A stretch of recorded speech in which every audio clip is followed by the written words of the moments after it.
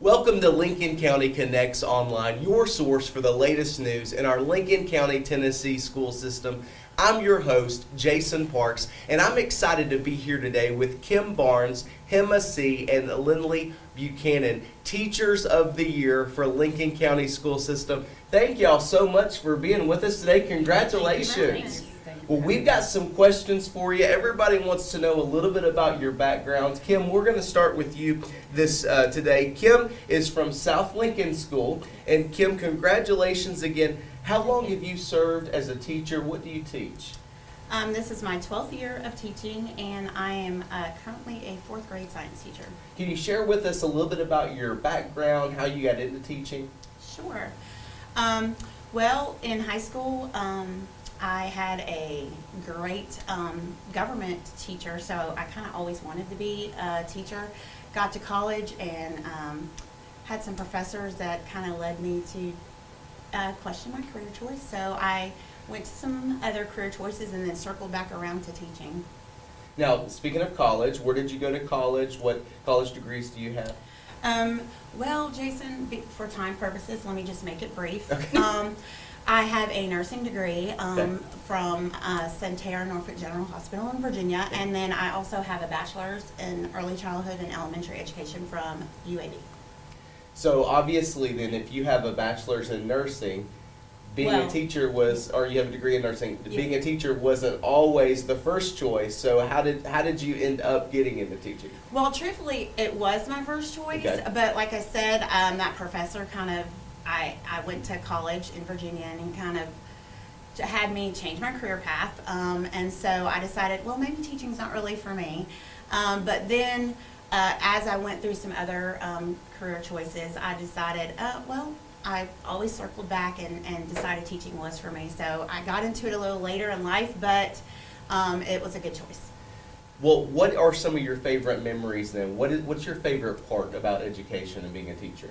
Well, this is a cliche answer, but I love seeing the aha moment when those kids that are struggling with a concept and they finally get it and the light bulb clicks and you're like, yes, okay, we finally got it. And being an elementary school teacher, it's always great because they love you no matter what. You get your little sweet notes and you get your cards, you get your little gobblegrams. They come back and they visit you, and it's just always, really special. And truthfully, it's just an honor really to be selected by my peers, especially because the last few years of teaching have been very difficult for most of us, and there's so many great educators here in Lincoln County. So it was really unexpected, but it's a very big honor considering we have so many great people who work exceptionally hard, especially these last couple of years. Well, speaking of the last couple of years, for you, how have you managed? How have you coped? What have you done to make sure you can stay healthy and continue to teach and just continue to invest in the kids? Okay. Well, truthfully, I have a great support team at home and also have a great support team at school. So really, the teachers at South Lincoln and just my fellow teachers, we kind of have leaned on each other. Yeah. We've all been there. They've been shoulders to cry on. We've talked to each other. They've been uplifting. So we've kind of been checking in on each other and just trying to make sure that everybody's good to go. Been reading a little bit more and just kind of trying to take some time to myself to kind of decompress because it's been a lot of tears, a lot of days where you're just like, am I going to make it through? But like I said, I've had a good support system at home, and I have great teachers that I work with who are always there for me. That's good. You got to take care of yourself if you're going to take care of other people. That's so right. that's good. Well, congratulations again, Thank you. Kim. Gema is with Highland Rim School Yes. and also has some other duties across the county that Yes. we'll talk about. Congratulations Thank you. to you Thank you as so much. well. How long have you served as a teacher? What do you teach? What are some of those other duties that you do? So I started teaching full-time in 1990 in Miami, Florida. Okay. And I started in the regular classroom as an elementary school teacher. And my husband being a pastor, we've moved to many different places. Okay. So I've had the privilege of experiencing different systems and serving in different capacities as teacher, as like an elementary school teacher. I've been a middle school teacher. I've even been a high school teacher. And currently, I'm the ESL teacher for Highland Rim, but I also serve as translator for the county, for the whole school system.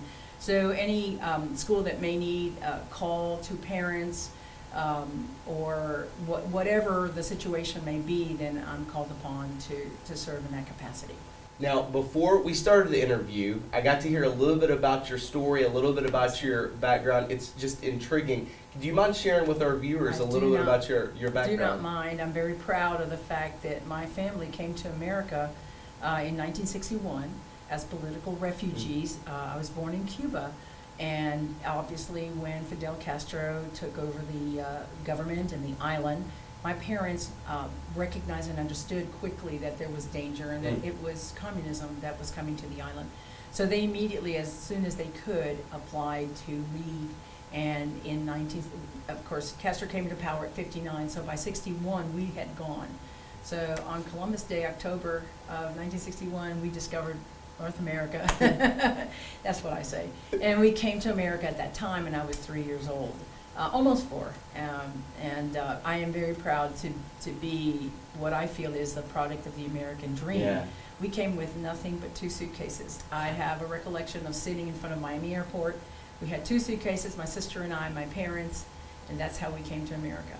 And the story is much richer than that in the events that occurred. Yeah. Following our coming here. That's incredible. Thank you so much for being willing to share that with us. Thank God for America. Well, have you always wanted to be a teacher? Tell us a little bit about that. So, actually, I had great interest in science and math growing up, and my mother, having been a teacher first in Cuba and then returning to the profession here in America, I was always around school and teaching, but my mom kind of was trying to help me and trying to guide me into, something maybe a little different. And I went into science. I became a medical laboratory technologist and worked in hospitals. So that is my first background, and I worked in laboratories for quite a few years. But as I got married and then had a child, and the time constraints in hospital work, it's weekends, holidays, and whatever, I was becoming a little bit disenchanted. And my mother suggested that I sub. She said, why don't you just try sub? Now, the secret is that she believed that I had the calling to be a teacher from the time I was a child. But she was trying, she just felt like I needed something different. Well, once I walked into the classroom as a substitute, I understood that that's where I needed to be. Yeah. That was in 1986, and so then I had to go back to school at that point to get my teaching degree, and so I did that in South Florida, and then, I had worked mainly in classrooms, but here in Lincoln County, because I am bilingual, the school system asked if I would be interested in working as an ESL teacher, which I had all along. I've always worked, somehow I've had to work with immigrant children. And it was like a sock and a foot, that the fit was quite well, and thus I became an ESL teacher here in Lincoln County. That's wonderful. Can you give us some of your favorite memories or moments from teaching? All right, I have so many. I've been, since 1990. There's a lot, but there, when I was approached with that question, there's one that I really like a lot. And I was working in a small town in Florida, in the middle of the Everglades, called Immokalee, Florida. And that particular town, much smaller than Fayetteville, had 95% immigrant or migrant people working and living in that place. So I had a 5th grade class, 30 kids, and only 2 in that class were American, and everybody else were immigrants from either Central America or the Caribbean. And I was faced with the idea that at that point, I have all these kids from all these different backgrounds and all these levels of English, and I still have to get them to learn. Our school was using, and I was exposed to for the first time to the AR system, which is accelerated reader. And so I thought, well, the school had its own, it was like a Chuck E. Cheese's. For so many points, you could go to the store, you could buy whatever you wanted. But I thought, I'm going to up the ante. And so in my classroom, I had a list of everybody's names and how many points they had, And we actually were, who was improving the quickest, and if you got to so many points at lunch, you could then we'd sit together, the teacher with whoever, and we'd have a pizza party, or then we'd have an ice cream sundae party, or then it's just different awards. And one of those, I would teach them how to throw and catch a boomerang, because that was a hobby that I had at the time. And That's the awesome. idea, they thought, oh, we'll have lunch with Mrs. Sieh, and we can learn how to throw a boomerang. They'll read anything. Kids will, they respond to stickers and food and anything fun. They'll perform. So lots of fun, lots of different things that we did. And I had two kids that one was from Haiti and one was from Mexico that were just absolutely excelling in the reading. And the good part, or the end of this, that I had quite a few, and those two in particular, who in 1 year's time increased reading levels by 2 grade levels. So if they had come to me reading at a 2nd grade level, they were now reading at a 4th grade level, or even close to 5th grade. And the Haitian boy in particular, who just absolutely was just reading, and his mother came to me to complain. She says to me, and I wish I could do the accent, but I can't do it well. She says, all he does is read. He comes to the table and he has his book, and that's all he wants to do.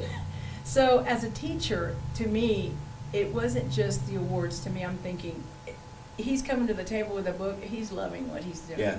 And that's our goal. Yeah. To expose the children to what we love. We're here because we know and understand and love learning.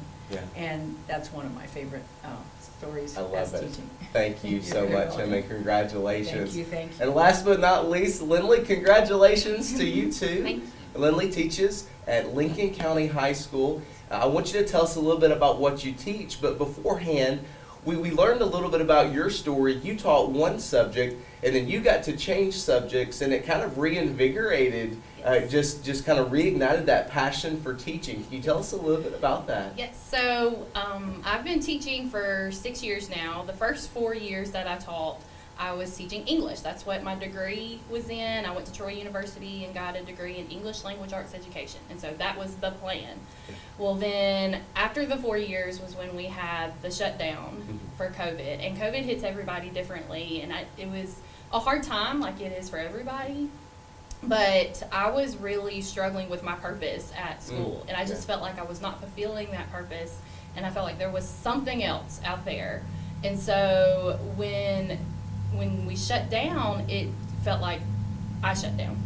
And so I was looking for something else to do, and because everything shut down, there were not job openings, there was nothing, but I kept getting this voice in the back of my head saying, hey, you really loved math when you were in high school, which is really, really weird, because math and English, those are two different sides of the brain. It's just two different sides of the spectrum. And so I thought I was really good at math, and I'm kind of bored. So during the shutdown, I went and got certified to teach math, and they plugged me into an Algebra 1 classroom, and I've loved it. It has been just what I needed. God put me in the right place at the right time, and I really felt like that was His leading. He was just leading me to something different that was going to give me a new spark and a new purpose is the best way I can put it. And it really, I feel like I am in the calling that I need to be in.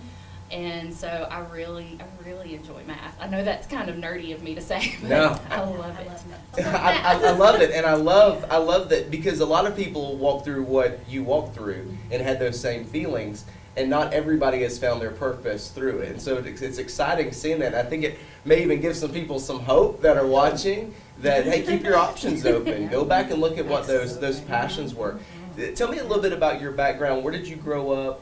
That sort of thing. Okay, so I grew up in a place called Alexander City, Alabama, which is, most people know it's close to Auburn. So I grew up, I had always wanted to be a teacher. I just remember being little, and when you're drawing what you want to be for career day, I was always wanting to be a teacher. And so when I went to school, I knew I wanted to be a teacher, and I had a high school teacher that told me after a presentation one day, I did a speech for class, and she said, "You're going to be a teacher, aren't you?" And I said, "I think I am."